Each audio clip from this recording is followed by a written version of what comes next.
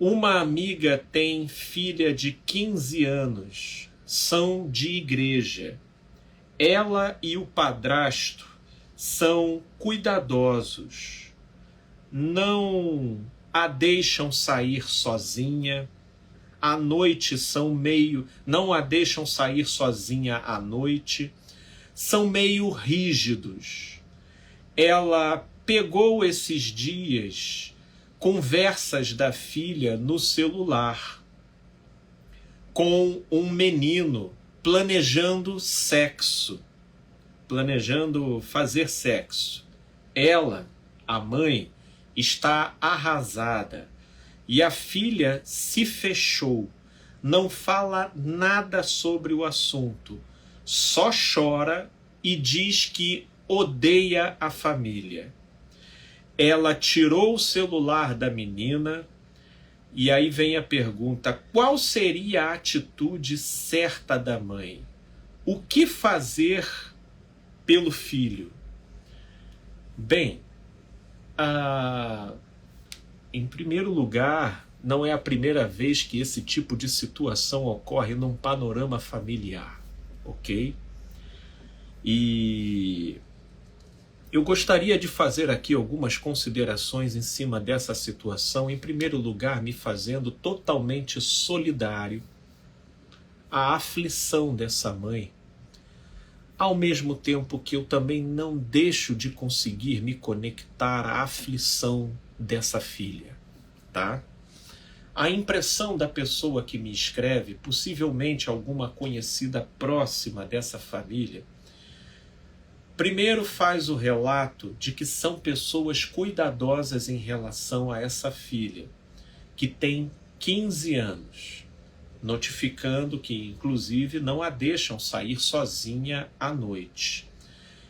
Mas, por outro lado, ela notifica que eles são da igreja e, num outro ponto, também ela aponta, eles são meio rígidos, né?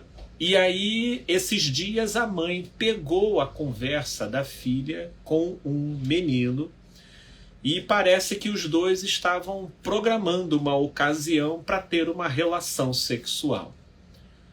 Isso parece que chocou a mãe, o termo que foi usado aqui, a mãe está arrasada.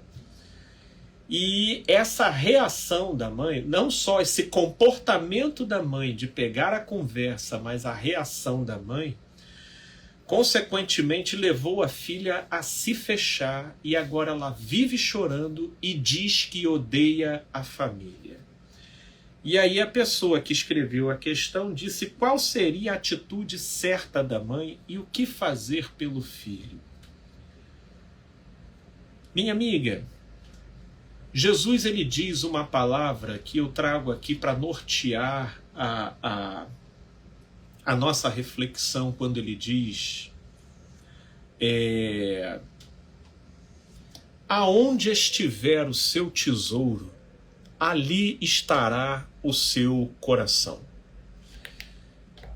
Se eu for tomar um entendimento e uma reflexão acerca dessa fala de Jesus, a gente pode dizer que aquilo que perfizer a sua ênfase, ali estará a sua intensidade, ok? Sendo essa família uma família de igreja, não me surpreende que o tema sexo seja algo tratado muito mais pelo teor moral do que analisado pelo seu impacto de saúde, o seu aspecto social, funcional e existencial para o adolescente em questão. Porque são duas coisas que, infelizmente, sobretudo em se tratar da moral religiosa, caminham por vias totalmente diferentes. A moral religiosa tem uma concepção altamente preconceituosa, estigmatizada e negativa do sexo. De modo que quem faz sexo se suja, se deteriora, cria diante de si uma barreira entre a pessoa e Deus, impedindo o amor e a proteção de Deus de cuidar dessa pessoa. A história do cristianismo, inclusive, é uma farta testemunha desse tipo de mentalidade que demoniza o sexo como sendo um dos piores, se não o pior inimigo a ser combatido nessa vida. Não é por outra razão que o sexo acaba sendo também, por conseguinte, a maior tentação dos religiosos, que vivem numa luta de esgrima dentro de si, tentando anular essa dimensão da vida, ou seja, a libido e a sexualidade, como se isso fosse sinônimo de santificação. É nessa direção que eu digo que, por conseguinte, cria-se uma ênfase em cima da sexualidade, como se a pessoa tivesse que praticamente suprimi-la, reprimi-la ou prescindi-la de lado, para que então se possa conseguir uma vida santa, uma vida feliz e uma vida com a proteção de Deus na vida. Quando eu falo de uma perspectiva existencial, psicológica, saudável, aí o sexo ele já tem outra conotação. O sexo feito de modo irresponsável, ele pode gerar doenças venéreas, ele pode desencadear uma gravidez precoce, e isso na vida, principalmente da mulher, isso gera impactos e transformações consideráveis, né? Muito mais até do que na vida do homem. De modo que, social e biologicamente falando, é muito importante que a adolescente seja saudável e equilibradamente conscientizada da melhor maneira possível dos ônus e das possíveis implicações de uma vivência dessa dimensão de uma forma irresponsável. Podemos falar de doenças que também, uma vez contagiado desde cedo, podem criar limitações, constrangimentos desnecessários no curso da vida desse jovem. Podemos falar, inclusive, das implicações psicológicas e sociais, onde, dependendo do grupo onde essa pessoa esteja inserida, ou dependendo com a pessoa com quem ela esteja relacionando, a probabilidade de brincar com os sentimentos dela, de ela se ver ferida e, por vezes, usada, isso pode trazer implicações sobre a autoestima, sobre o amor próprio, criando oscilações emocionais e afetivas que às vezes vão criar comprometimentos no desempenho escolar dela e naqueles outros objetivos que seriam interessantíssimos de serem priorizados em função da fase da vida em que ela se encontra. Só que eu quero te pedir para visualizar como que nós estamos falando de ênfases e de perspectivas diferentes. Relativo à ótica da moral religiosa, a pessoa fica chocada a nível da decepção com a filha, porque a filha está pensando em sexo, quando, na verdade, essa mãe, tudo o que ela queria é que a filha estivesse pensando em quê? Em matemática? Em álgebra? Em Bíblia? Né? A adolescência, diga-se de passagem, é a faixa etária da eclosão dos hormônios, da iminência da puberdade, da convulsão e da emulação de diversos elementos químicos em estado de profusão dentro do sujeito, onde nessa travessia, em muitos casos, a libido bate píncaros de elevação dentro do jovem adolescente e ele tem que dar conta disso.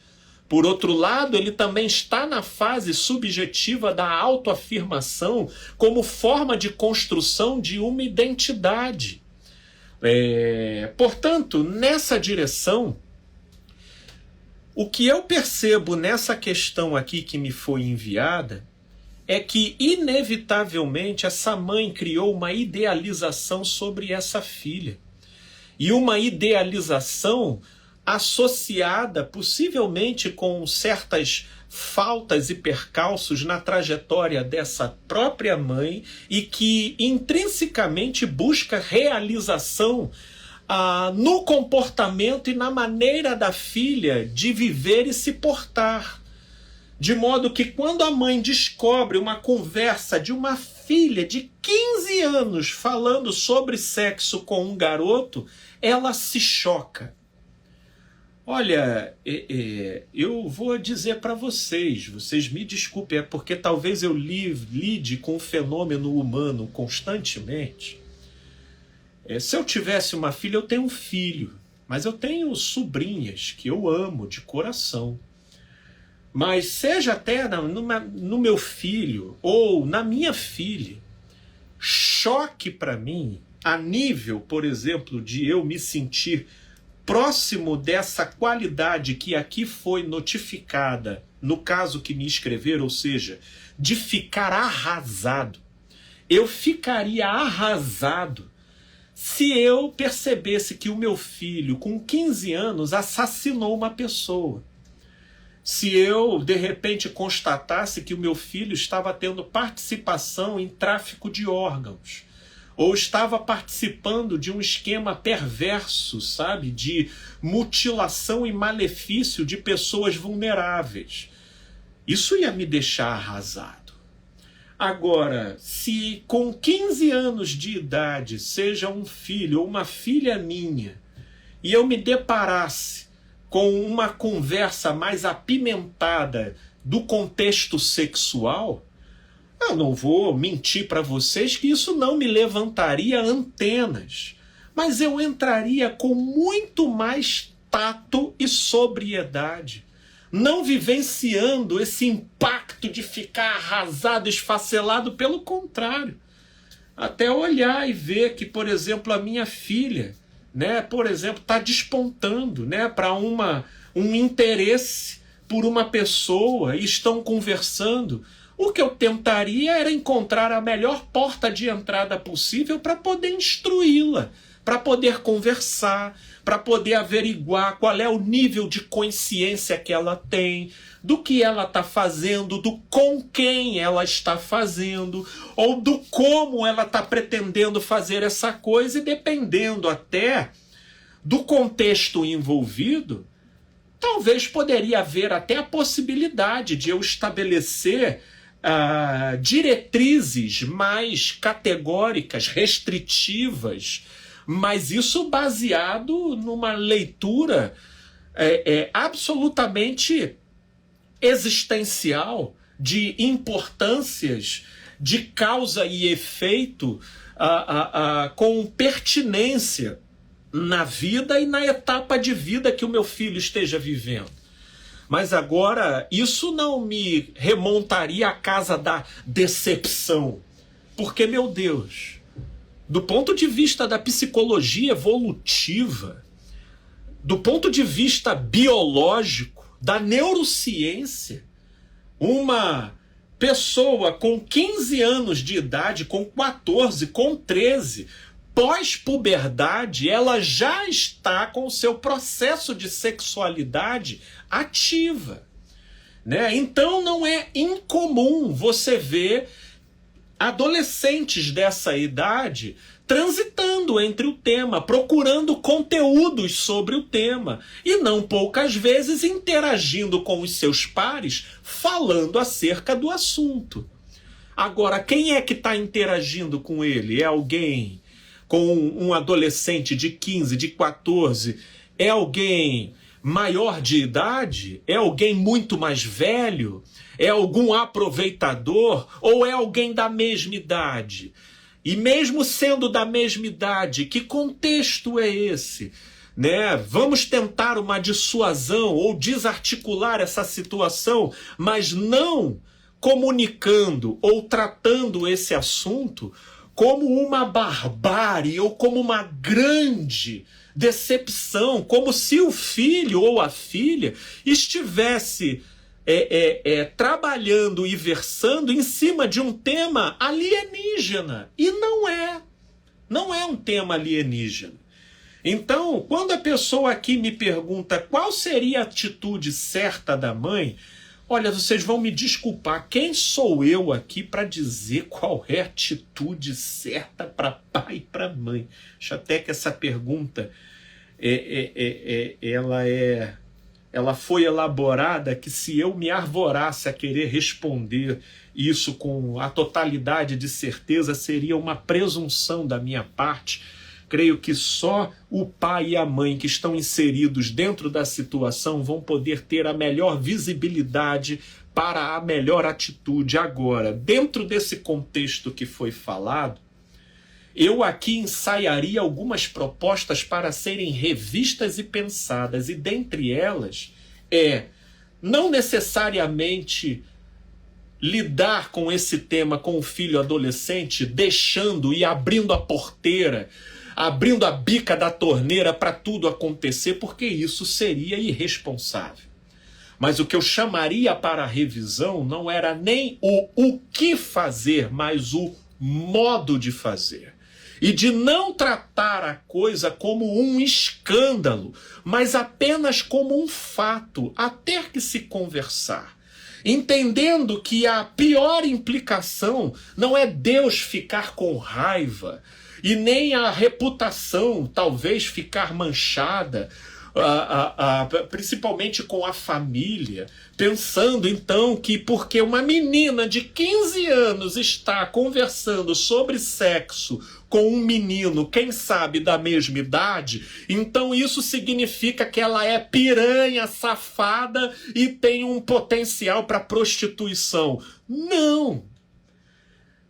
O que eu quero rever aqui e trazer aqui é o modo como se olha essa questão, para que não se trate essa questão sob uma perspectiva moralista, mas que se trate essa questão no âmbito existencial, levando a experiência de adulta que essa mãe tem para orientar essa filha no sentido das implicações, dos riscos, tentando analisar o contexto que está ao redor para pensar se está havendo algum abuso, alguma covardia, alguma manipulação.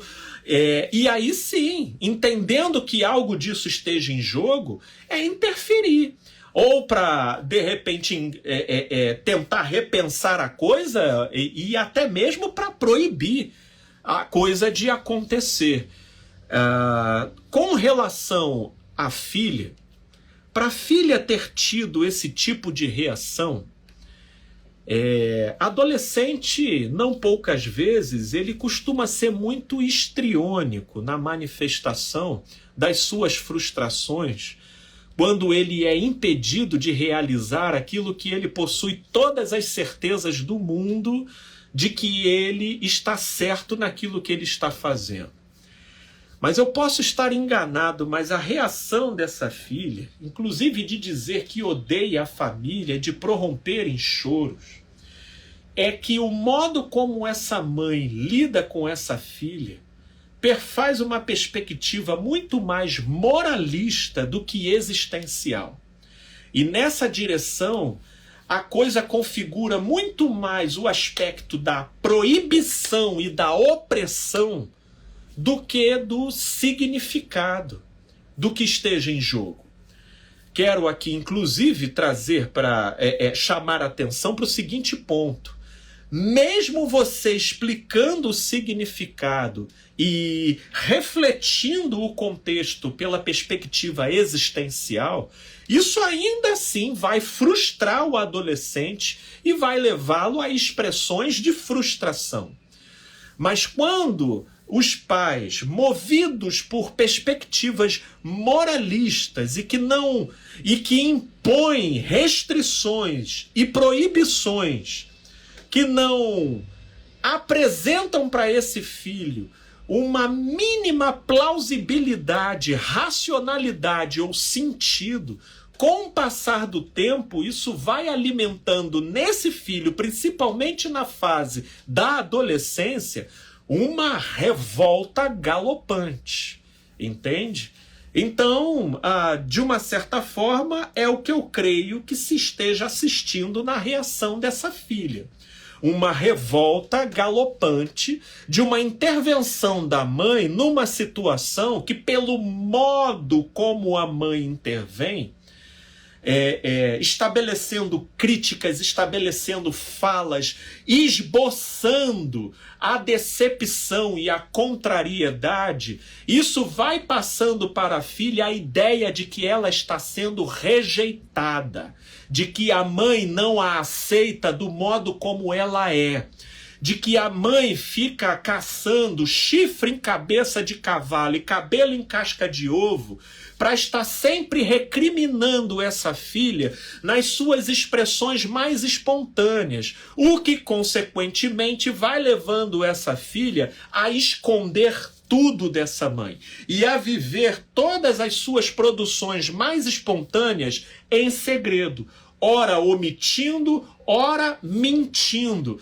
porque no final das contas o modo como essa mãe trata as coisas de maneira moralista e se sentindo chocada, arrasada e decepcionada porque a filha está expressando e vivenciando as coisas naturais da vida, então essa filha começa a se sentir rejeitada e estigmatizada pelo olhar dessa mãe. Nós estamos aqui falando da questão sexual, mas tem muitas vezes que isso acontece, por exemplo, no âmbito da alimentação. Sim, eu já vi pais e mães chamando a atenção de filhos na hora que eles estão comendo e dependendo do modo como eles estão comendo ou com o apetite que eles comem, eles são repreendidos de uma forma tão assintosa, perversa, na energia de uma decepção e com tal distrato e rejeição que o filho internaliza aquilo como um complexo dentro dele e por causa da expressão de uma instintualidade que é natural, que é o apetite de comer, assim como a sexualidade, é um instinto natural da psique. E a gente, então, demonizando, no caso os pais, demonizando esses instintos, isso leva uma confusão de complexidade na cabecinha do adolescente, que ele começa a se sentir rejeitado, por ele sentir as pulsões que são instintualmente naturais. E aí, não tendo orientação, não tendo uma saudável instrução, mas sobre os instintos naturais que ele sente, ele vivendo depreciações, rejeições e recriminações, ele sai vida adulta fora cheio de revoltas, cheio de compulsividades, de taras, e de complexos para serem resolvidos.